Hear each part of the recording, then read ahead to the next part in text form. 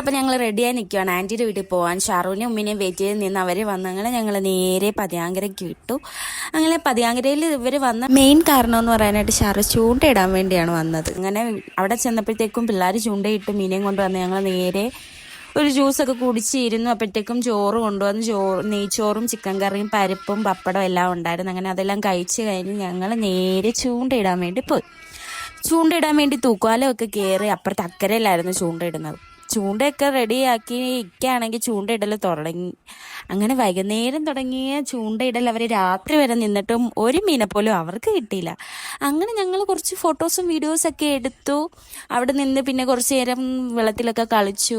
അപ്പൂസ് കയ്യിൽ പേടിച്ചിരിക്കുക കാല് അനങ്ങുന്നത് കൊണ്ട്. അങ്ങനെ മീൻ ഇപ്പം കിട്ടും എന്ന് പറഞ്ഞ് നോക്കി നിന്നു. അവിടെ തെങ്ങിൻ്റെ മുകളിൽ മാത്രമായിട്ട് ഇങ്ങനെ വെയിലടിച്ച് നിന്നിട്ട് നല്ല ഭംഗിയുണ്ടായിരുന്നു. അപ്പം ഞങ്ങളെ കോള് വന്നു, ആൻറ്റി വന്ന് തിരിച്ച് വീട്ടിലോട്ട് വാന്ന് പറഞ്ഞ് ഞങ്ങൾ അങ്ങ് പോയി. എന്നിട്ട് ഇരിക്കാൻ ഷാറും വന്നില്ല, മീൻ കിട്ടുമെന്നുള്ള പ്രതീക്ഷയിലവിടെ മാറി നിന്ന്. അപ്പം ഇത്രയുള്ളൊക്കെ ബൈ.